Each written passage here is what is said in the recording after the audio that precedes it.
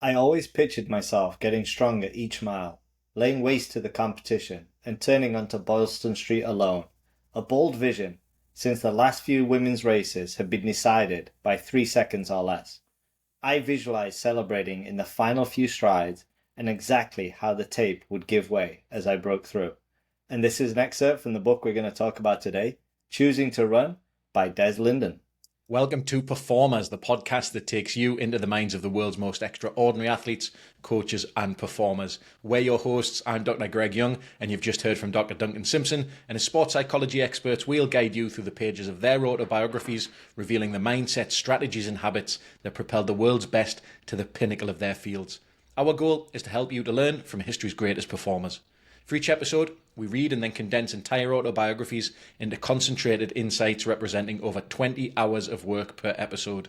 You gain not only the collective wisdom of these elite performers, but also access to over 30 years of our professional expertise in sports psychology. Listening to this, you're saving countless hours while accessing this distilled wisdom and proven strategies of the best in their fields. So Duncan, tell us a little bit about Des Linden. Well, because Des might not be incredibly well known to a lot of our listeners, I'm going to let some of her accomplishments, Greg, reveal themselves throughout the podcast today. However, what I can tell the audience is that she is an elite American marathon runner, having represented the US in 2 Olympic Games in London 2012 and in Rio 2016. And after her marathon career, she set the world 50K record, which she still currently holds at 2 hours, 59 minutes, 54 seconds, which is quite ridiculous for 50K. So she is a world record holder at the 50K distance. But you're not going to give much more away. You're just going to tease us like that? Yeah, I'm just going to tease the audience. All right, then. Shall we get on with it? Yeah, let's start off with some of her reflections about her relationship with her dad. And she said, I already had a long, complicated, competitive history with my dad, Dennis. Growing up, my older sister Natalie and I were required to play sports year-round so that we'd be too busy to get into trouble. Insulated from the world our parents viewed as full of bad influences and dangerous pitfalls. We didn't have the luxury of taking a season off, for fear that we'd become lazy, and we were expected to be willing to try it all. Dad scoured the newspapers for new activities, then woke us up first thing on a Saturday morning to tell us what he'd signed us up for. Golf lessons one week, co-ed t-ball the next. From the time I joined my first organized soccer team at the age of 6, he held his own clinics for us after he got off his job as a construction worker. Post-practice practices, as we thought of them. We did soccer drills kicking a size 3 ball against a low retaining wall that bordered our front yard in San Diego, while he barked instructions or juggling the ball with our feet to master the ideal first touch. He coached our softball team, and when Natalie decided she wanted to pitch, I was happy to be her personal catcher. These were not casual sessions. These were about self-improvement, not enjoyment. He'd snap if we weren't being serious enough in his eyes, like the time he ripped into Natalie for smiling too much as she tried to throw strikes. We were close in every way, born just 18 months apart, and she was perfect in my mind. Beautiful, adventurous, better at sports than I was. I couldn't understand why he would criticize her for something that had nothing to do with how well she was pitching. I hunkered down, hiding behind my catcher's mask, thinking, what level of fun are we allowed to have? He wouldn't let it go, and he kept antagonizing her all evening. I had learned not to argue. We kept working hard to appease him and meet his demands to be aggressive on the field, to earn more playing time, to avoid embarrassing him. Greg, that's a long section there, but Des doesn't paint a great picture of her early relationship with her dad. He comes across as just very demanding. He certainly doesn't come across as charming in that paragraph for sure. And I think that it's clear that the relationship that she has with her dad is, to say the least, complicated, and there's clearly a strong external pressure to perform here. The way that she describes her childhood, I think, reflects maybe her dad's desire to instill drive, maybe a bit of relentlessness in there, and enjoyment is absolutely secondary to achievement and discipline in here. Now, while that demanding approach may have built resilience and a work ethic, it also seems to have really introduced an underlying tension, certainly for her and her sister. And that sentence, how much fun are we even allowed to have here? That really is a telling statement. So it sounds like the struggle that she has with her dad's expectations probably became a significant part of her journey, not necessarily just as an athlete, but also as a person learning to define her own relationship with sports, even at this early age, and perhaps even with herself. I think one of the positives that I can highlight here is that Des was able to sample a lot of different sports and certainly had a sister here as social support. You're absolutely right. And there's one other person that played a significant role, and she says, our mum, Nancy, had a more passive, level personality, but was just as committed to our sporting life. She built her entire schedule around us, punching in for her shift as an AT&T operator at 5 in the morning so that she'd be off in time to pick us up from school, shuttle us to practices and games, and watch and critique every moment of play. So mum's clearly playing that role, Greg, in terms of tangible support. She's being the chauffeur, taking them to practices all over the place, which I don't think is uncommon in youth sports. Mom being that, again, tangible support and dad being the driver. And she continues and she says, I understood that competition was supposed to teach us how to succeed. I developed an early taste for success, but I resented my dad's compulsive, vicarious need for me to achieve, as if I couldn't be trusted to want it badly enough myself. He hammered home his messages. No shortcuts. Nothing is given, everything is earned. Do it twice, but the effort only counts once. The better I did, the more indebted he made me feel. When he shelled out extra cash for private lessons to shore up my weaknesses, he let me know how much it cost and how easily he could take it all away.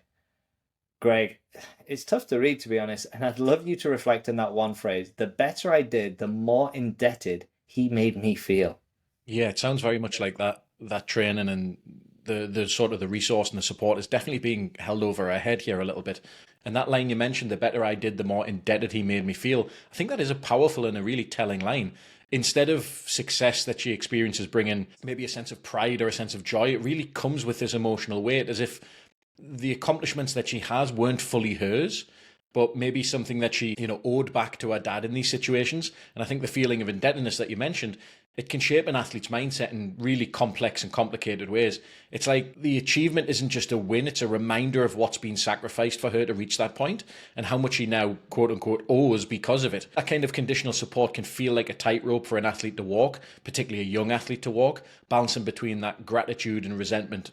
And after hearing you speak, Greg, there's something that reminded me from episode 1 with Andre Agassi when Andre started going on the road with his dad and traveling to tournaments. His dad would definitely hold over him the fact that he'd paid for airfare and hotels. And Andre, again, felt kind of indebted to him, but really in a resentful way. And I think that really is a difficult tightrope to walk, as you mentioned. In 7th grade, Des joined the Martin Luther King Blasters, which was a top youth track and field club in Southern California. And despite being the only non-African American member, she felt welcomed and thrived in the environment. And she started winning races on a weekly basis in the San Diego Youth Division. And Des says, I felt an ownership over my results I hadn't felt in team sports, as if I were amassing evidence my dad couldn't dispute. I realized that running could be my ticket to escape his scrutiny, his temper, and ultimately his home. Some of his values, his relentless work ethic, his insistence on doing the right thing, his disdain for shortcuts, were already deeply embedded in my psyche, but he lost his immediate leverage over me when I found my place in sport. Duncan, you mentioned Andre Agassi a little bit earlier, and this actually sounds a little bit like episode 1 and the values that Andre's father instilled in him, sometimes in a rather maladaptive way. Sometimes those values can have positive impacts later down the line, particularly when they're tempered with the athlete's own desires and own evolving ways of doing things and achieving their goals. Sometimes it can provide a really strong foundation that might not seem great in the moment, but can have long-term positive implications. In layman's terms, it's not all good or all bad. We see little bits of both from the parenting styles that we've seen across our performers. So Greg, just jumping ahead to high school, and she says, as a high school junior, the idea of becoming an Olympian myself seemed simultaneously distant yet tangible. My club teammate Monique Henderson had been named to the Sydney 2000 US Olympic team when she was still in high school, and the mere fact that I'd been around an athlete who had reached that level at age 17 made it seem like something real people could achieve. I jumped at the chance to take part in a youth camp at the Olympic Training Centre. It felt like a way to brush up against an ideal. So, Greg, we've talked about the power of seeing role models and others who you can relate to, and that power of seeing them have success. In technical language, we might use that term vicarious experience. Absolutely. Vicarious experience or vicarious experience, depending on how you want to pronounce it, is when we gain confidence by seeing someone else as you mentioned, someone specifically, someone who's relatable to our circumstances or to us when we see them achieve success, which makes the goal feel more attainable for us to achieve as well. So for Des, when she's watching her teammate Monique make the Olympic team, that's what brought this concept to life for her. It took the idea of becoming an Olympian from something abstract to something concrete and within reach. So I think you're right about the technical language, vicarious experience, or vicarious experience. Putting it simply, it's modeling. It's seeing someone ideally like you doing the thing that you want to do. That gives you confidence. Yeah, and that's a great breakdown, Greg. In high school, Des is having a lot of success, and she's also having success at the state level. And of course, with that, she's being recruited by numerous universities, and ultimately, she accepts a scholarship at Arizona State University. Despite her parents' disappointment, they had hoped that she'd join her sister Natalie at UC Berkeley, which is a fantastic school, of course. Initially, Des was interested in joining Cal, but she changed her mind after she met the ASU coach, a coach that she really connected with. And Greg, this was her mum's response. She said, "We're not mad, we're just disappointed." There's nothing quite like a passive-aggressive parental quip to really cut down to the bone, is there? No, it definitely sounds like a strange relationship with both her mum and dad. So jumping ahead, she's now at ASU. And of course, if you know anything about ASU, especially if you're in the US, ASU is known as a party school. And this is Des, who is out on her early morning runs with the distance team. She says, "We played a fun people watching game called Heading Home or Going Out. Seeing evidence of the excesses of campus life at dawn was a reminder of an alternate scenario we could have chosen. But our sense of time well spent usually blotted out the pangs of jealousy. This balancing act of ours, running and studying, camaraderie and competition, excellence and moderation, demanded a lot from us. And yet, it felt as if we didn't have a care in the world." Greg, we've said on Performers, actions express priorities, and Des is getting up nice and early to do those early morning runs because it gets incredibly hot in Arizona, but she's seeing people stumbling home from the bars. Now, Des does talk in the book that she wasn't a quote-unquote model student. She did enjoy drinking in college and did have a social scene, but she didn't take it to excess, and it was always in the off-season. And I just want to give a nod here, like the discipline that takes for a young person to really avoid temptations and really stay aligned with their ambitions is incredibly difficult. Absolutely. I wonder if any of our listeners have actually been contestants in ASU's heading home or going out game, unwittingly knowing whether or not they're being judged for doing the walk of shame home or getting ready to go out. Well, a little bit about her time at ASU, and she says, "I'd chosen ASU based on my instinct about Walt and the program, but I had always considered myself a student athlete in that order. As a student, I'd done what I'd set out to do. I was graduating with a bachelor's degree in psychology and religious studies. I'd taken running seriously, but never nurtured any athletic ambitions beyond college. I relied on my natural talent and an on-again, off-again work ethic that, predictably, yielded decent results interspersed with glimpses of brilliance. I was a two-time All-American, but I never put together that singular, meaningful performance or generated the buzz that might have landed me a big pro contract. As uncertainty about my future loomed larger in my mind, there was one thing I knew I'd been right about. Working with Walt had made me mentally tougher and had given me valuable life tools. He shaped the way I looked at adversity, as a puzzle or a challenge instead of a hardship, something to be approached with logic rather than emotion. Now I was graduating with no plan, and nothing to guide me except that logic and the still nebulous belief that I'd figure it out." Greg, about Des, she had a pretty good college career. You know, she was a two-time All-American, so I want to give a nod to her there. But perhaps not a career that screamed professional athlete. However, as she says, she really did learn some powerful and valuable lessons. And even though she doesn't have a post-graduation plan, as I've said on this pod before, great performers are great problem solvers.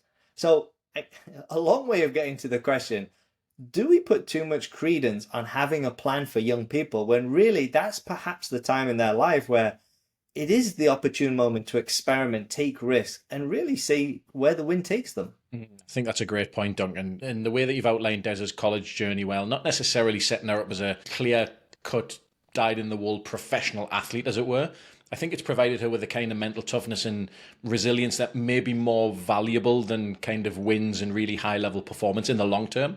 And you're right, while having a plan can definitely be beneficial, that sense of security, knowing what's going to come down the pipe, I think there is something to be said about allowing young people the freedom to explore and take risks, particularly at this time in their life when they've got something behind them. And of course, I do love that line that you've mentioned time and time again: great performers are great problem solvers.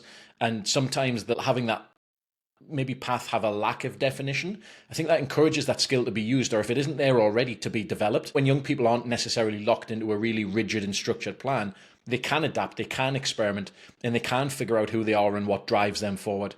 And maybe it's in these uncertain and unstructured periods that they discover their true passions and their strengths. My mind goes back to Alex Honnold and the episode that we talked about him not feeling at home in schooling, wanting to kind of go out there and explore who he was and find in different communities and his passion and his strength. And I see a parallel here. So for Des graduating without that set plan, that's definitely not a failure on her part. If anything, it's an opportunity to lean on the mental tools that she'd gained and the trust in her own ability to navigate whatever came next. She's got the skill set to do that. That's a phenomenal segue into this next section. Because after she graduates in March 2005, Des, through some running contacts, meets Keith and Kevin Hansen, who are the founders of the Original Distance Project, the ODP, which is a Brooks-sponsored training group for underdog runners in Rochester Hills of Michigan.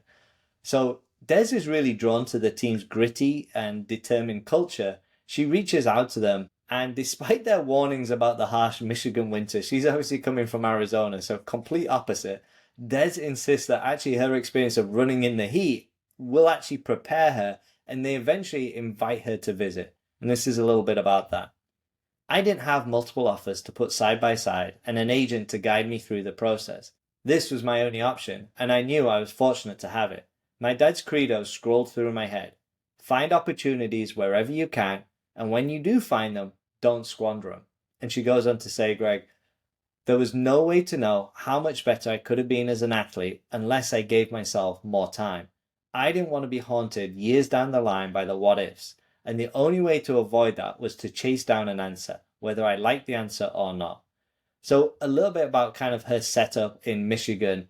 The Hansens' athlete contracts were really a bonus structure only, meaning that Des kept all of her earnings, but there was no guaranteed income at all. Especially if she faced injuries or setbacks, she would be left with no income.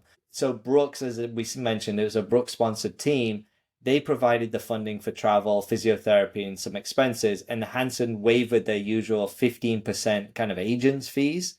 They also provided jobs in the Detroit area in running shops and provided stipends for Brooks gear and some affordable housing. And Greg, it really sounds like, and Des talks about it at length, it was a very modest setup and very similar to college life, which again was a perfect transition for her.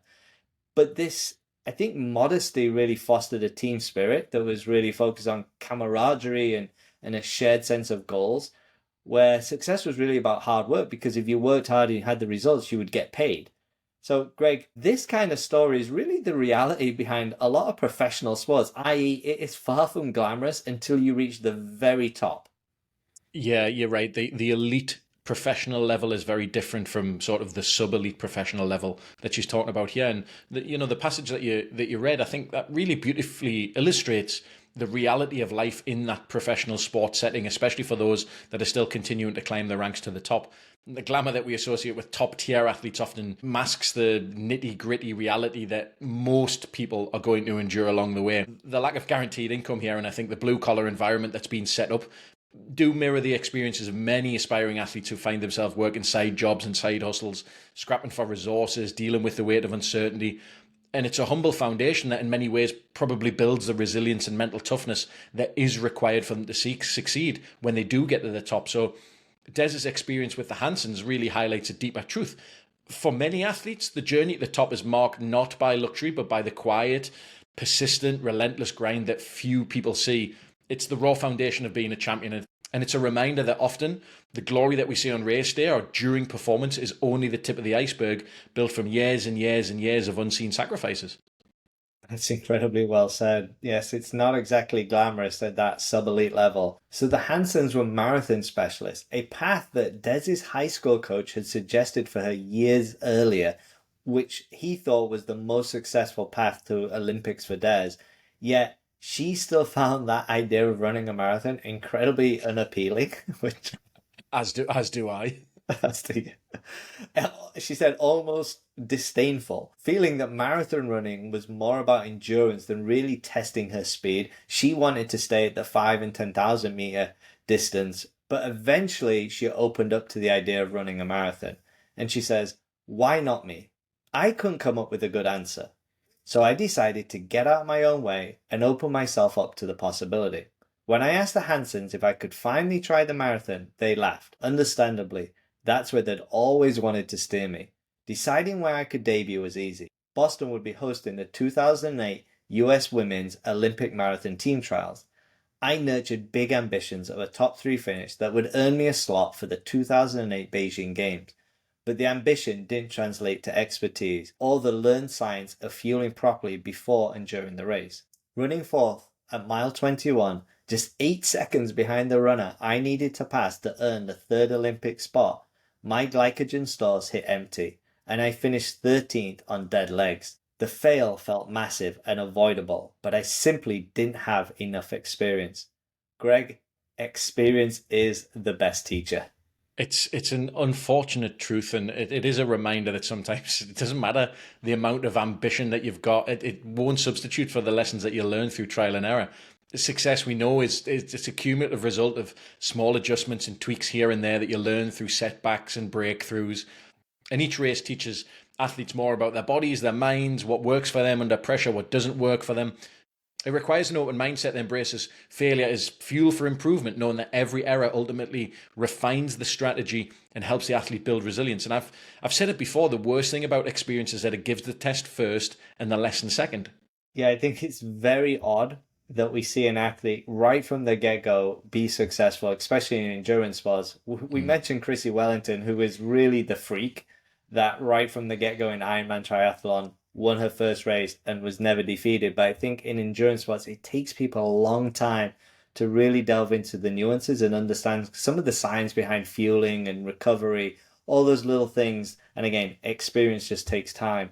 Yeah, So she was really the outlier. I mean, we saw with Lance Armstrong, the greatest of all time when it comes to cycling, that he went through a ton of losses and he had to figure out what worked for him and change race plans and fueling and drop weight and do this with his seating position. So this isn't a new thing.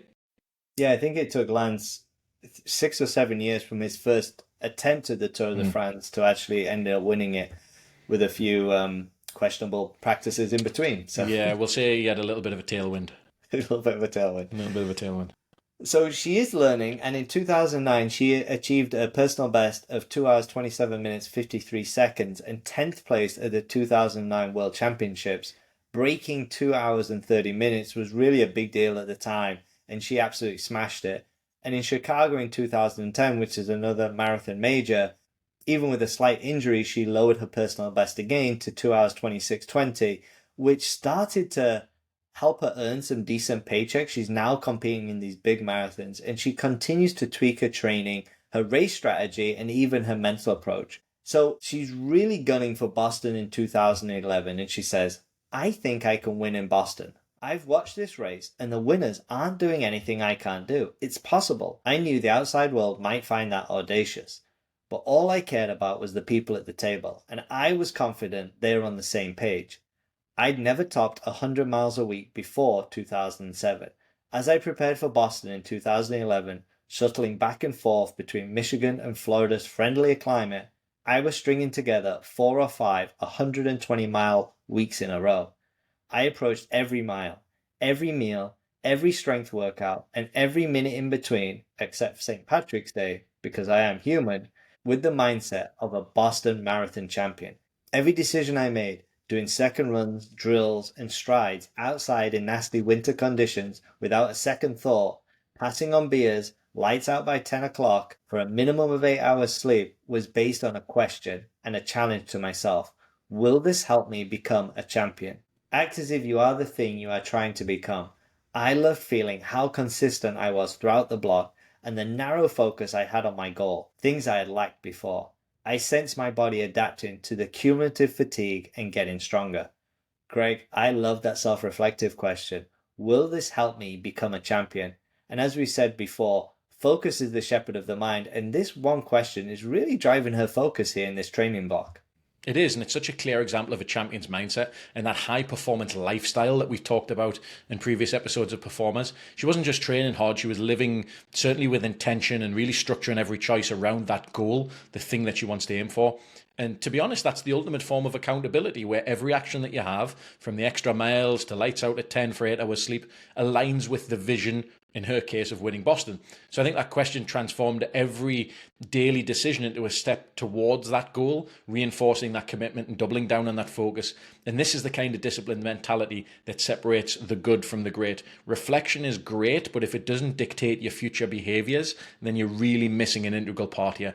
And what I love about it, Greg, it's just so simple. And I think for our listeners, just having that one simple question that's really guiding everything she does, I think that's so powerful. And as part of her preparation, she also did a lot of visualization, as we're about to hear. She said, "Those months gave me ample time to immerse myself in visualizing how the race would unfold. I would ignore any rash early moves. The first 20 miles were about getting to the real start line as fresh and as efficiently as possible. By the 3 famous inclines known as Newton Hills, I would have worked myself into the lead pack, ready to race and be an aggressor from any point after the pack put Heartbreak Hill in the rear view. For the last 10K, I wanted to be in a position to dictate rather than react. I pictured how it would feel to grind up the series of hills and how I would let my legs stretch out on the downhills, not recovering but using gravity to press the pace. I pictured the crowds growing and the roar swelling. I could smell the stale beer from the roadside parties and the exhaust of the lead vehicles in front of me. I could feel the sweat trickling down my temples and the stickiness on my palms from grabbing, drinking from, and discarding fluid bottles along the course." So Greg, this is imagery, not just visualization. Can you remind the audience of the difference between the two? You're right. This is imagery, which is a step beyond basic visualization. So while visualization often just focuses on picturing the sequence of events, like seeing yourself in the lead pack or cresting, I think you said Heartbreak Hill, which sounds phenomenal. Imagery involves the full sensory experience. So we talk about it being polysensory, many sensors. So Des isn't just watching the race unfold in her mind. That would just be visualization. She's feeling the sweat. She's smelling the stale beer from the roadside parties. She's hearing the roar of the crowd.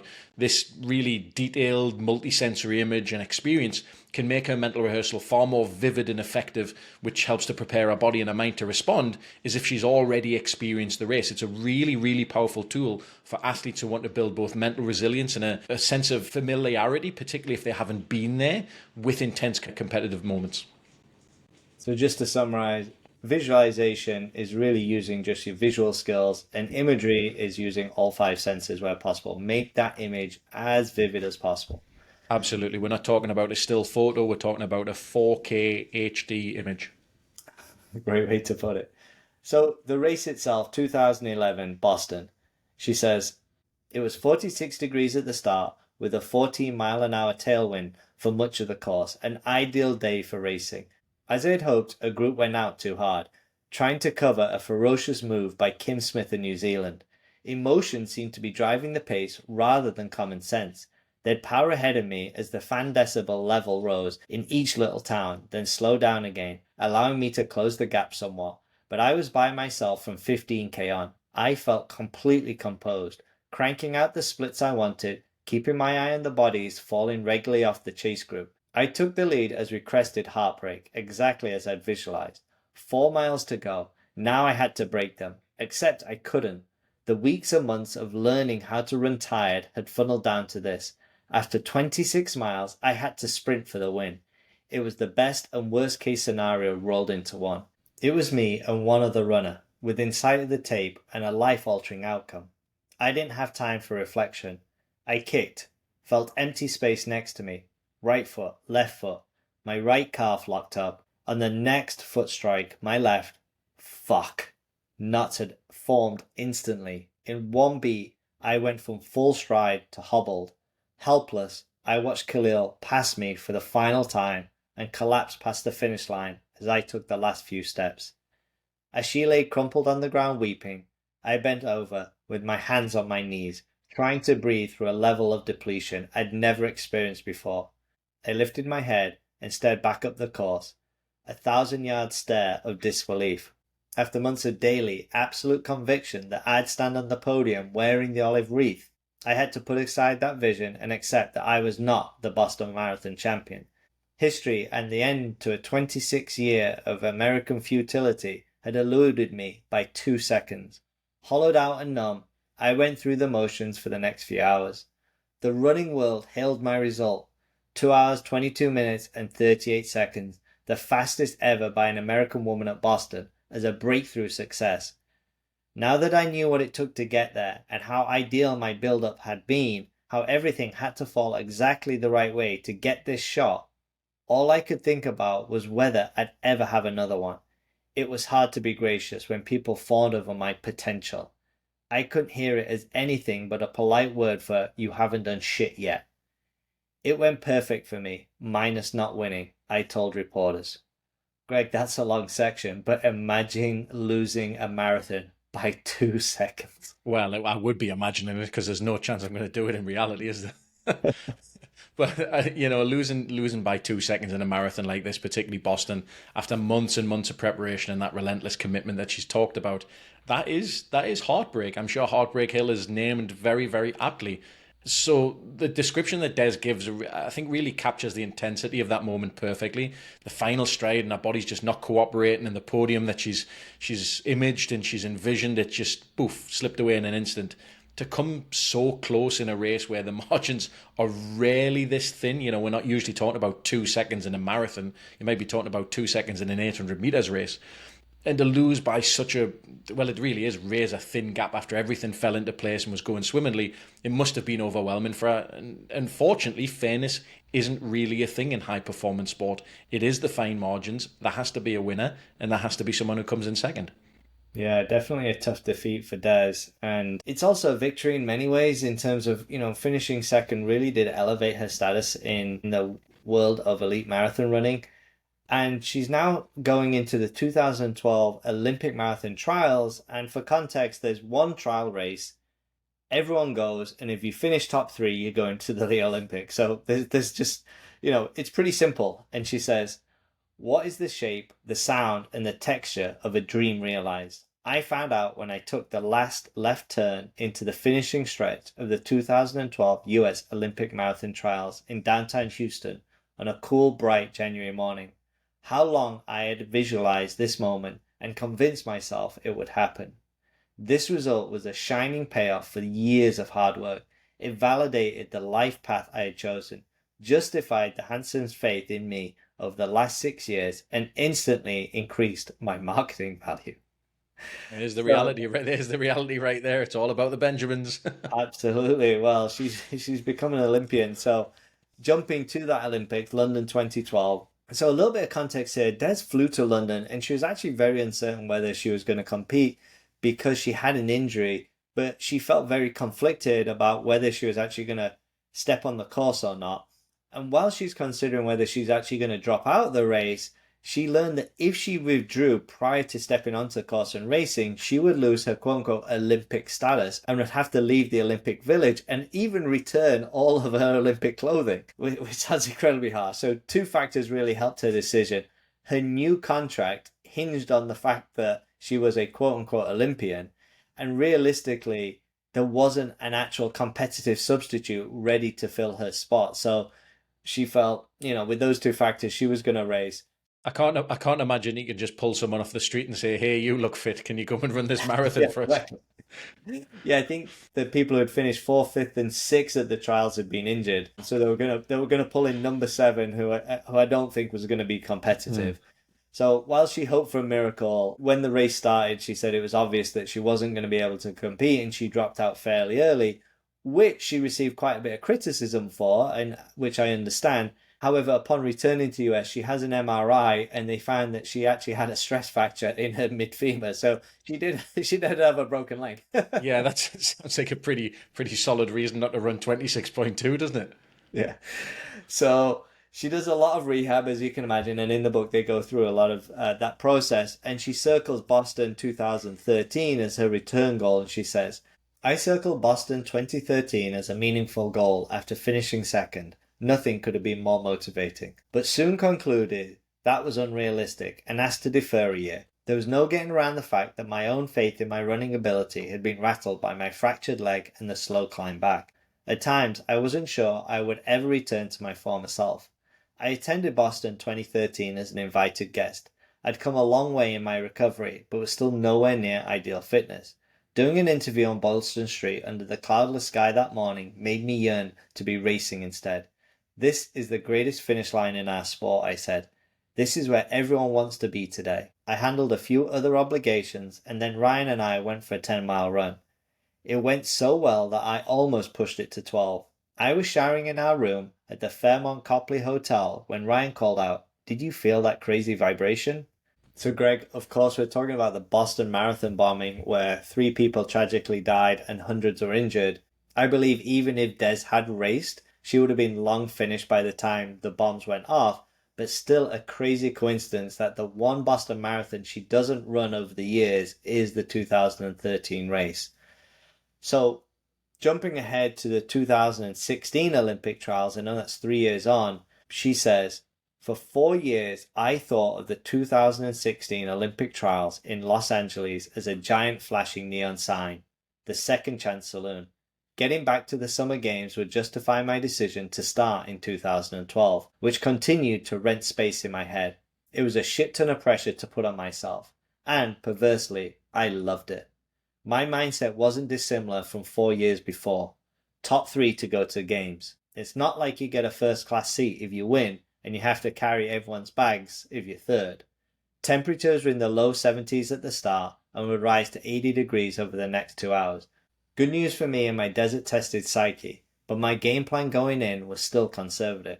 I stayed tucked into the group, biding my time, letting attrition take care of itself, and making sure I was in position to execute in the last 10K. I had studied and taught myself how to close out the last 10K of a marathon better than anyone, reeling off the splits that would ensure nobody could catch me over that section, and knowing that runners ahead of me would lose serious ground. It was just math and logic, a standardized test I knew how to pass. Elation and relief surged through me as I rounded the last turn to the finish line, all alone in another perfect second place. After months of managing the weight of being a favourite to make the Olympic team, it was time for a deep exhale. I had gotten it right. Greg, Des clinically executes this race here. She certainly did. It was an absolute masterclass in clinical execution. She took all the pressure, all the expectation, channeled it and directed it into a really, really precise strategy. Knowing the stakes, she didn't let herself get caught up by the energy or the rising temperatures, harnessing that desert psyche. Instead, she played it really smart, staying conservative early on, letting the heat weigh down her competitors. And by positioning herself perfectly for the last 10K, she put herself in a good spot to kick on from there. Really, it's the preparation and the ability to close out marathons. The stuff that she'd learned had shown it was a calculated plan. She knew it was going to work. She talked about maths and logic and splits. It's a demonstration of experience coupled with that preparation and mental toughness where the results really didn't seem like they were ever left a chance. And I think that every performer that we've discussed to date has talked about having a specific plan that they lean into during their big performances. So that way everything is aligned to simply executing the outlined process. A real top tip there for you there, dear listener. Write out exactly what you want your next performance to go like, and that's going to help you align your behaviors accordingly. That is an excellent breakdown. Even though the trials went to plan, Rio 2016 does not go to plan. Now, with the other 2 US competitors, Shalane Flanagan and Amy Cragg, the US had high hopes that they might have a winner out of the 3 of them. Well, all 3 of them finished in the top 10. Shalane was 6th, Des was 7th, and Amy Cragg finished 9th. But this is a little bit of a reflection on that, and they were really disappointed. And it says, "There was none of the usual pop or drive in my legs as I watched the leaders disappear. The top 5 all went under 225. We openly shared our unease and disgust. What was that? Something did not add up. We all knew this race had been dirty and speculated the medalists would be busted. I predicted 2 women in the top 5 would be banned from competition within a year. Our disappointment was profound." And she wasn't wrong, unfortunately. The gold and silver medalists would later fail drug tests and have adverse biological passport findings and later serve bans from the sport. Yet, in the ultimate insult to injury, they actually got to keep their Olympic placements and medals, which I couldn't really make sense of, to be honest. I thought That feels weird. yeah, that feels very weird, but obviously it left a very bitter taste in her mouth. So moving on from her disappointment in Rio in 2016, she's now planning for Boston in 2017, and she says, "It was very possible I would never run here again. This was the year I was going to win in Boston. I visualized it every day for months, fighting for the win down Boylston Street, breaking the tape, feeling the olive wreath placed on my head. I was very public about the goal and my confidence that I could achieve it. It felt as if everything had aligned, and everyone around me, my coaches, my sponsors, the media, kept reinforcing that. I followed my game plan precisely, splitting 1:12:33 at each half, knowing historically that should give me a shot in the last 6 miles, but no one faded. Instead, they powered away at the pace I had never experienced or witnessed before in the Newton Hills, and I finished fourth." So for context, Nike athletes claimed the entire podium both in the women's and men's races, with the top finishers wearing the company's new Vaporfly shoes, rumored to boost running efficiency by up to 4%. The Boston course, steeped in a century of tactical tradition, now seemed less predictable. Jordan had set the US women's debut marathon record at 2:23, while Galen Rupp took second in the men's race, and both of them were members of Alberto Salazar's Nike Oregon project, which was at the time under investigation by US anti-doping agency for questionable practices. So this all goes into this next reflection, and Des says, "In the hours after the Boston 2017 finish, frustration and futility overwhelmed me. This race, that was so very familiar to me, suddenly felt foreign and uncomfortable. The swirling talk of tech shoes and speculation about borderline ethics made me feel as if I couldn't really identify what I was up against. I was 33 and had never won a marathon. Maybe I needed to look for that somewhere else, a smaller market race or a different event. Deep down, I still believed I was capable of winning a major, but continuing to chase that dream while competing against what felt like nefarious forces struck me as insanity. It seemed like time to readjust my expectations and where I chose to invest my energy. If there were athletes exploiting the grey areas in anti-doping, I couldn't outwork or outsmart them. They were playing a different game." Greg, I can only imagine that if you feel like you're not playing on a level playing field, how frustrating and annoying it must be. Yeah, I don't think we're going to spend too much time really sort of deep diving into the ethics of doping here. And this is obviously sort of mechanical doping, not necessarily the sort of the old school Lance Armstrong way. But we've said it before that the judge within rules supreme. And of course, when athletes start feeling that the field isn't level, it challenges not just their confidence, but the very purpose of competing. There's a shared agreement going in any sporting event that we're all going to play by the same rules. We're all going to kind of have the same advantages and even disadvantages. And it's going to be, for want of a better word, a fair fight. So it's really disheartening to question if you're putting all of this effort in only to compete against forces just beyond your control. Yeah, and it is important to know that I think many of those in the Nike Oregon project either left the project or were eventually, definitely involved in rumors of doping, and Alberto Salazar eventually left that program. So not just the shoes, but doping, and that's an unfortunate part of endurance sport. So after 2017, she really needs to think about her approach to coaching and her approach to really her journey as a professional athlete. And she says, "The Hanson's coaching philosophy was based on cumulative fatigue, training until we were dead tired, then staying in the well until we were comfortable there. I knew that other groups would pull out of that segment, do a mini taper and a fitness check race. We didn't. We lingered down there at the bottom and asked ourselves if we could dig even deeper. I thrived on this for a long time. We were going to be the best at running hard when we were tired, and I was the fucking best of the best at managing that. When I felt the flu coming on in the middle of a training segment, I managed it.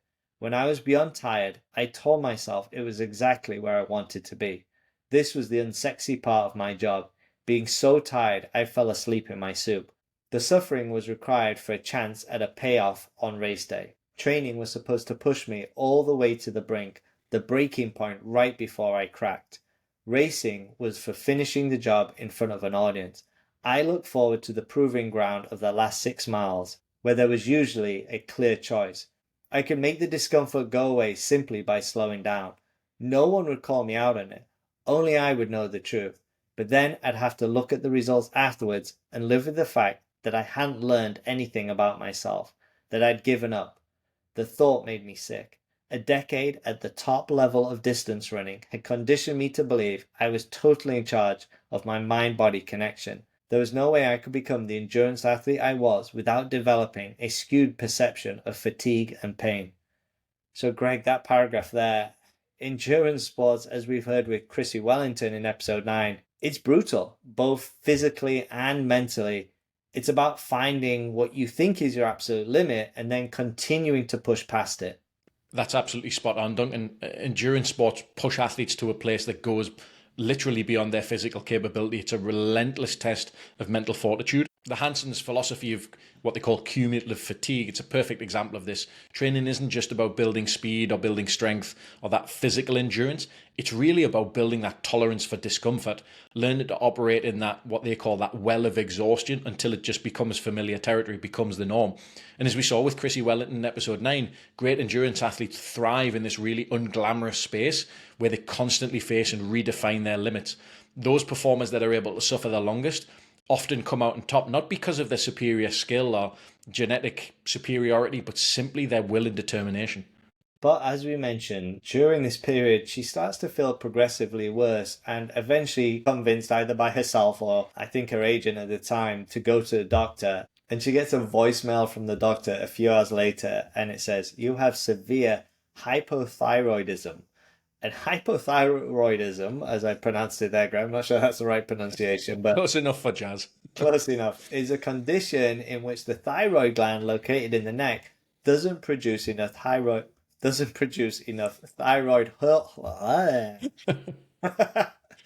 Settle down, Doc. I'm glad you weren't giving her this message. Yeah, not a medical doctor. Doesn't produce enough thyroid hormone, and this hormone is essential for regulating her metabolism, heart rate, body temperature, and energy levels. I knew this off the top of my head. I didn't look it up. Yeah, definitely not WebMD here. No. So when the levels are low, the bodily functions can slow down, which leads to fatigue, weight gain, sensitivity to cold, dry skin, depression, and muscle weakness. I think I might need to go and get myself checked here. Yeah. Fatigue, weight gain, depression, muscle weakness. Yeah, we're in business here. And of course, it can be very, very serious. So she's speaking to the doctor and they say, "You're welcome to seek another opinion from an endocrinologist, but your body's thyroid hormone levels are so low that if you don't start taking the medication now, you'll be in a coma or dead before you can get an appointment. Your muscles are breaking down, your liver is being damaged, there's a good chance your cholesterol is high, your body is prioritizing the essentials, and everything else is shutting down." So Des does want a second opinion as she's worried about taking drugs due to kind of doping testing reasons. And the doctor says, "You have to get on this now or you're going to die. You don't have time to get to a specialist before this becomes serious." So eventually she goes on the medication. And of course, with all this in the background, she realizes she needs to change her approach to her training. And she says, "Tolerating what most people would consider intolerable is the flip side of endurance. But I could take the mindset and discipline I used as armor and channel them towards something more sustainable. I was a different person and a different athlete than I'd been 2 or 5 or 10 years before. I didn't want the extra stressor of annual trips to altitude anymore. Since I was no longer operating within the rigid structure of a team, I could train however I wanted, whenever I wanted. My first priority was to build in more rest. I slept later and tethered from a strict 8 o'clock start time. I scheduled more days between hard sessions to make sure I was fully recovered, departing from the standard 2-day interval I had grown used to. Now I had to structure my training around the exertion that was rational day to day, rather than an exact number of miles assigned to me. Gauging workouts by relative effort, how do I feel, was foreign territory to me. It called for more decision making on the fly. There were only so many hours I could spend running, and the rest of my workday sounded pretty good by comparison to most. I napped, I got massages, I read voraciously, often a couple of books a week. Some evenings, Ryan and I sipped bourbon by the fireplace. I enjoyed busting the myth that distance runners had to live like monks 365 days a year. So, Greg, there's a saying, you can't discover new lands without losing sight of the shore. All right, Columbus. So, in other words, Des is at that point in her career where she's now an experienced athlete and she's really taking on what we hear is I think, a new and more balanced approach to her training and recovery. She's obviously read the Greg Young Guide to Training, which she can take very long breaks between sets and runs, lots of recovery days, drinking whiskey by the fireplace. I like it. I like where this is going. But it does really show a shift from a very short-term focus to a bit more of balance and sustainability over a period of time. And she talked about that she's different from 10 years ago to 5 years ago to 2 years ago. And I think this has shown an evolved athlete who understands the importance of tuning into her body rather than just sticking rigidly to the old playbook and running that again and again and again. And for me, this isn't about just easing up. It's about optimizing her performance, and by giving her recovery time the same priority as training, it's now going back to what we've talked about, that idea of a high performance lifestyle. So sometimes, and it's really hard to get this through athletes' heads at times, is the stuff that you don't do is almost as important as the stuff that you do choose to do. So if you train without recovery, you don't maximize that training. So I think she's starting to learn that lesson here and evolve. Yeah, that's an excellent takeaway there. And as she's going through this kind of growth and transition, and she's still managing her illness, she's actually drawing inspiration from one of our previous performers. And she says, I found myself glued to alpine ski races, rooting for Lindsey Vonn. The advanced hype was all about how this was probably her last shot to win an Olympic medal. I was drawn to Vonn's perseverance. She wasn't going to accept being labelled as washed up or the idea that she should worry about her legacy. A word I detested. She was going to take her swing. The fuck you of it all appealed to me, and it wasn't hard to analyse. I felt as if I might be out of time and out of chances, yet here I was, still at it. I felt my old outsider's defiance percolating. Sure, I had signed on to perform in front of the public a few times a year, and I accepted all the scrutiny and judgment that entailed. But I did my real job in private. I earned my agency as an athlete daily, just like Vonn, even though she was a megastar and I had yet to achieve my A goal.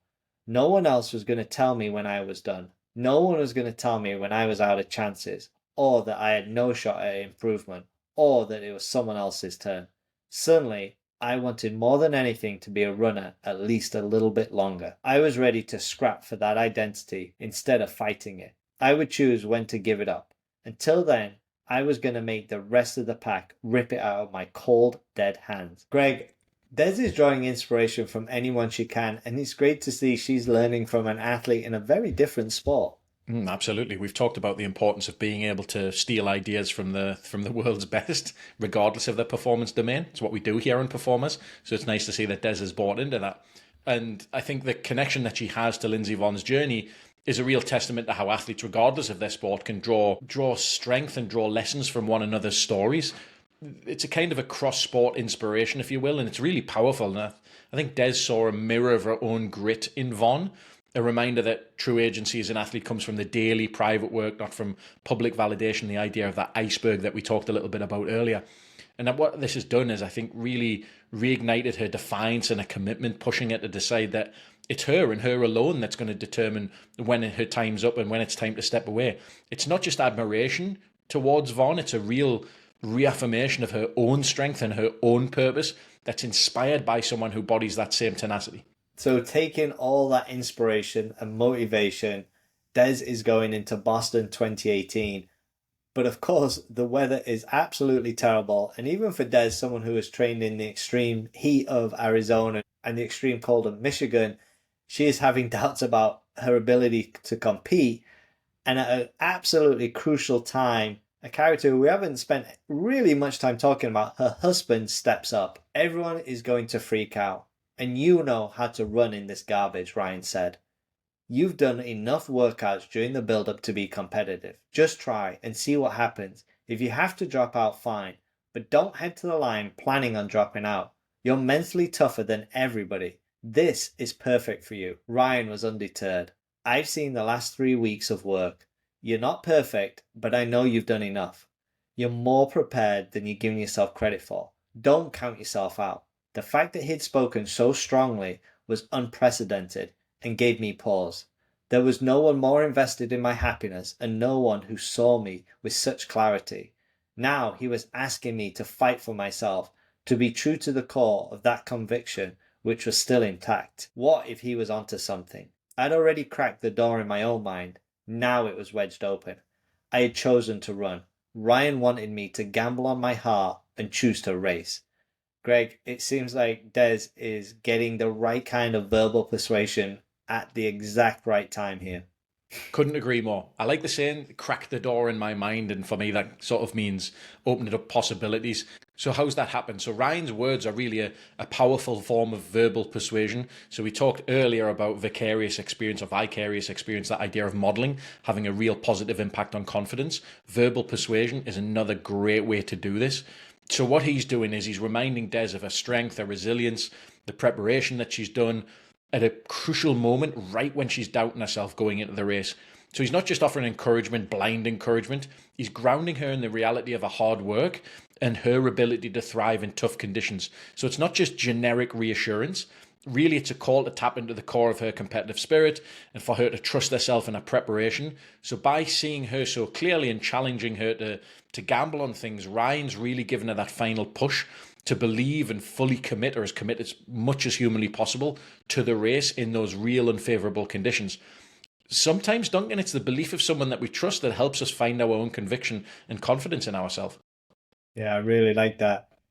And to set the scene, it's race day and she's in the hotel foyer and she says, I always started Boston race day with the same question. Will my life be any different the next time I stand here? As we passed through the second set of doors, a howling blast of frigid wind hit us like a physical blow. I could hear its forceful whistle even with my ears tucked under a winter hat. Stinging, freezing rain pelted our faces, sapping warmth from my lips and cheeks. It was the first time I'd left the hotel in more than 24 hours, and I hadn't quite registered the degree of awful during my quick skim of the forecast the night before. The absurdity of the situation was so obvious that we began to laugh hysterically. Our short walk down Trinity Place brought a minor epiphany. Everyone was going to suffer today, but I would bet nobody had managed suffering the way I had over the previous 8 months. Greg, there's comfort in this last thought here. She knows how to suffer. That realization brings a sense of confidence for Des. I'm certain of it. And she knows that. And she also knows that, unlike most, she spent months mastering the art of suffering, facing those brutal conditions on race day, training in Arizona, training in Michigan. So she's able to find comfort in the knowledge that enduring hardship is really what her competitive edge is. So while other people might be caught off guard by the cold and the rain and that sort of unforgiving wind, Des has prepared herself mentally and physically to thrive in that discomfort. And we saw this absolutely with Lance Armstrong when he really doubled down on his hill training in pretty heinous conditions as well. So I think the awareness that Des has, almost like a sort of a quiet confidence ticking over in the background, this allows her to embrace the adversity rather than to fear it. It's as if she's looking at the day and thinking, bring it on. It's exactly what I'm built for. Are you willing to suffer the longest? So moving ahead, we're going to work through the entire race again, not mile by mile, but I was going to say, how long was our fastest time? 2 hours 25. Have we got enough time? yeah, it's not step by step. But we're going to start at mile zero. And she says, we paraded into the holding area, a soggy, low-key procession under the circumstances. There will be no reprieve from the conditions for a long time now. It's as ugly as I had imagined. The skies are low and dark, the downpour shows no sign of letting up, and the fans are sparse. It's weird not hearing and feeling the typical rowdy energy from the crowds massed along the barriers. When we're lined up at the start and the TV cameras are panning down the row, I take a minute to scan the faces around me. All I see are expressions of absolute misery, and the gun hasn't even gone off yet. No one looks mentally ready for this. Someone will wear the champion's olive branch wreath in 3 hours. But if I'm reading minds correctly, most of my competitors are thinking about self-preservation, not glory. But what does my face give away to them? Nothing, I hope. I feel myself smiling at the bizarre dichotomy. The worst weather I've ever raced in. The best thing that could have happened to me. So, Greg, we're talking about body language here. It seems to be a real key. We are talking about body language. Des's awareness of that body language is crucial in this moment, is a bit of a superpower. And there's a real contrast here between her internal state and the external, should we call it chaos, definitely hatred of the weather that's going on around her. And for her, this is a real strong psychological tool that she can use. So smiling amidst the misery not only reinforces her own confidence, but it also sends a message to those people around her that she's unfazed by the circumstances, that she's comfortable in this uncomfortable circumstances, as it were. So we know that body language is a skill, and her ability to control her own body language and maintain that facade can play a really significant role in how she performs. It's about harnessing the energy and flipping the narrative from that idea of dread, oh man, I've got to do 26.2 in this just horrific weather, to one of opportunity that really emphasizes her readiness to tackle whatever gets thrown her way, and knowing that she can really embrace these conditions. And also the message is going to impact the way that her opponents view her, essentially as being confident. So in endurance sports, having this, even if it's a razor thin mental edge, can often be just as important as your taper, as your fueling, as all of your physical preparation. That's a fantastic breakdown of body language there. So, mile 6, we roll on into the storm. The conditions ebb and flow. It's consistently miserable, with rain so dense I can hardly see in front of me. Every so often the weather ratchets up to a new degree of unbearable. The unrelenting blast of frigid wind that stall my steps and slice through every fully saturated layer I'm wearing. Everyone is at risk of icing up. I knew I could tolerate a lot of discomfort, but these moments raise my personal pain threshold. We've said before, every time you avoid discomfort, you are reinforcing that belief that you can't handle it. Mile 17. Des finds herself separated from the pack and considers dropping out. She's worried that the race is done, and continuing actually might do further damage and prolong that recovery. She's still fully not recovered from her illness, and she says, running is the best way, the fastest way, the most pragmatic way to get to the finish. The gap hasn't been extended too far. I'm watching the race from behind, and I feel fine. I abandon any idea of a plan and start improvising.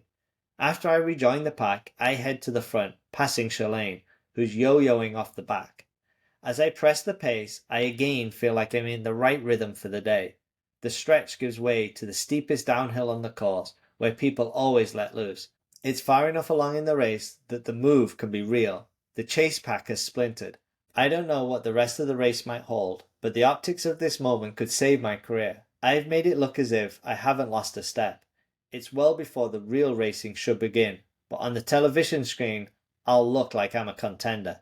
Behind me, Edna Kiplagat, last year's winner, is fighting to hang on. Something shifts when I sense I've dropped her. It's a reflexive, involuntary realization. I'm in the mix. I make the right turn onto Newton Fire Station, a few steps behind Shazir. She's put some distance on me, but she hasn't buried me. I keep my eyes trained on her back. Maybe I can run her down and grab another second place finish in Boston. That wouldn't be a bad outcome considering where this workday started. I can't drop out now. Greg, isn't it amazing how our mind can play tricks on us? 1 minute Des is considering dropping out and only stays in because it's quicker way to the finish and quicker way to back to the hotel. And then within a few minutes, she thinks she can grab second place. It really is amazing how quickly it flips. A powerful mantra that I've heard used in endurance sports is, I cannot lose if I do not quit. And the mind, as you've talked about, is incredibly powerful and sometimes, particularly in this case, unpredictable in high stakes moments like this one. So it's fascinating for me to see how quickly this perspective of Des's shifts. It's a reminder of how adaptable and even somewhat easily persuadable that we can be in given moments, especially when we start to see a little glimmer of hope, a little glimmer of possibility. So having that mental pivot can make all the difference between giving up and pushing forward. Mile 20. With the Newton Hills now, the toughest part of the course. I'm solo, chasing. The rain hasn't let up. It's coming down in sheets, and Chazir hasn't pulled away. When we come over the top, I'm finally within reach of Chazir, who has closed the gap on Daska. Chazir has been the sacrificial lamb, too naive to know she's done too much work, too inexperienced to realise how much you gain by running the tangents correctly. She's missed every single one. I'm a savvy vet on this course, and have been running them to perfection, slicing down on Chazir simply by running the most efficient path. I allow myself to think about coasting the rest of the way, avoiding any more risk and finishing second. That would be a massive, unthinkable victory compared with where I started this morning. Runner-up in Boston? Been there. Coming up 2 seconds short in 2011 left a burn that had never fully healed. My mind rebels.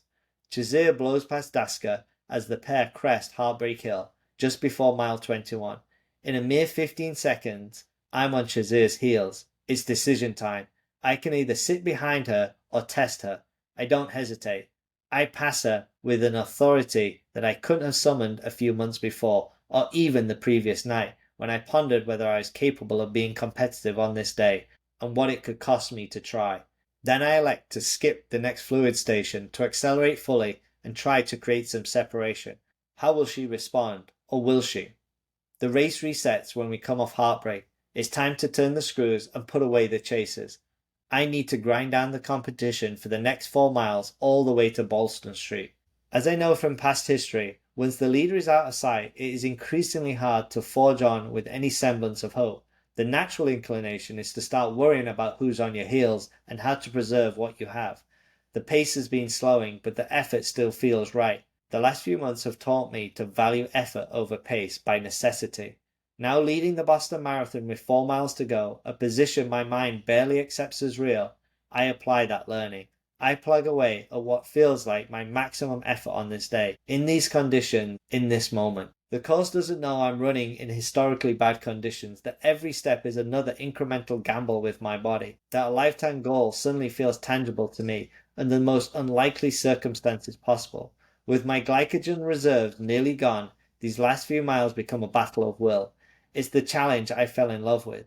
Josh always says you run the first 20 miles with your head and the last 6.2 with your heart, and the back end of Boston is unlike any other marathon. Duncan, I think that victory, it's not just about raw talent or brute force or who's trained the hardest. It's about knowing when to go all in and leveraging every single lesson that you've learned along the way. Des is an elite runner, but we can't put her into the same category as some of our other performers who are without doubt some of the best ever to do it or to coach their sports. I think her career arc and her story is more about someone who's talented, but who's just worked their arse off over many, many years to finally get their shot at the big one. And it's all culminated in this moment. Mile 26. Now that I have so much at stake, abruptly, I feel fear for the first time all day. My muscles go taut, and my heart rate rises, which actually isn't the worst sensation in my numb, half-frozen state. I have no idea where Chazir is, how close she is to me. I know I'm slowing, and that she, or someone, must be narrowing the gap. I'm dialed in mentally. I know every landmark, sign, and pothole on this course, and I'm using them to stay focused and run in the present. A 3D version of this course lives permanently in my head, where I've run it countless times, incorporating the 5 I've raced before. I've never once imagined it quite like this. One more turn before I'll be in sight of the most iconic finishing line in all of marathoning. The one that mesmerized me and captured my heart in 2007. I know in this moment that I can win. I've preserved my legs enough for one last fight. If someone is going to pass me when I take that last left, she's going to have to work much harder than I have over the last several miles, not maintaining but chasing. In my heart, I think that's not possible. I finally managed to outwork an entire elite field. Left onto Boylston. I'm jolted by the strongest wind gusts and sideways rain I've faced all day. Almost disbelieving roars of the crowd when I make the turn by myself. Boylston suddenly seems enormously wild to me, probably because I'm alone on the road and the centre of attention. I'm inside a rarefied space, an outsider no more. I let a smile creep halfway across my face. I can't help it. This is beyond absurd. Let's fucking go. I charge towards the right side of the road, the winner's lane, swiping water away from my eyes. I pass the Lenox Hotel while my legs seized up on me in 2011 and think, damn, it's close to the finish line. Race staff line the finish chute, waving me in. I hear the public address announcer's voice booming over the loudspeaker. And here comes your 2018 Boston Marathon champion, Des Linden. And that is where we'll leave it. But as always, Greg, what are your top 10 life lessons from choosing to run by Des Linden? Number 1, harness visual goals. Creating vivid mental images of your goals can fuel motivation and resilience. She says, I visualize celebrating in the final strides and exactly how the tape would give way as I broke through it. Number 2, use pressure as fuel. Embrace high-stakes situations as opportunities to prove your strength. She says, top 3 go to the games. It's not like you get a first-class seat if you win, or you have to carry everyone's bag if you're third. Number 3, learn from role models. Vicarious experience can make big goals feel reachable. She says being around an athlete who had reached that level made it seem like something real people could achieve. Number 4, savor the hard work. True success stems from discipline and consistency, not shortcuts. She says, I approached every mile with the mindset of a Boston Marathon champion. Number 5, adjust for sustainability. Balance and recovery are crucial for long-term success. She says, my first priority was to build in more rest, training around the exertion that was rational day by day. Number 6, embrace discomfort. Learning to suffer well can be a competitive edge. She says everyone was going to suffer today, but I would bet nobody had managed suffering the way I had. Number 7, find inspiration everywhere. Draw motivation from diverse sources, even athletes in different sports. Number 8, mental resilience matters.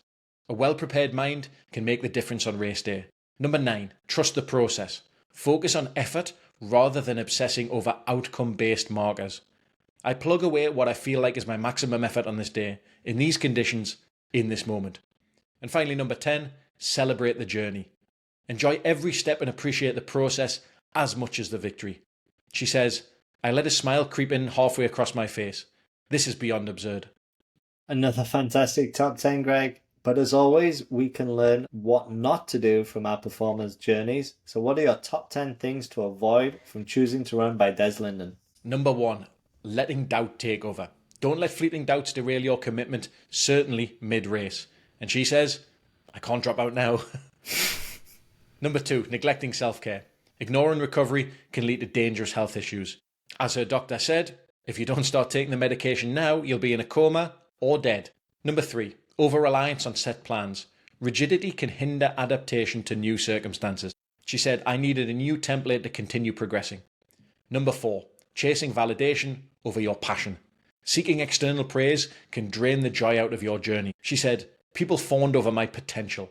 I couldn't hear it as anything but, you haven't done shit yet. Number 5, forgetting to pivot. Staying attached to an old approach can prevent growth. She says, I was a different person and a different athlete than I'd been. 6, ignoring warning signs. Pushing too hard without listening to your body leads to burnout. Tolerating what most people would consider intolerable is the flip side of endurance. Number 7, competing without integrity. Competing in a field where ethics are compromised is disheartening. She says, our disappointment was profound. They got to keep their Olympic placements and medals, talking about the athletes that doped in 2016 in Rio. Number 8, letting fear drive decisions.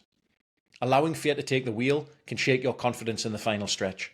She says, I feel fear for the first time all day. My muscles go taut. Number 9, relying on talent alone. Natural ability must be paired with a strong work ethic. She said, I'd relied on my natural talent that predictably yielded decent results. And finally, number 10, limiting yourself with labels. Labeling yourself as an outsider can prevent true self-ownership. She says, I'm inside a rarefied space, an outsider no more.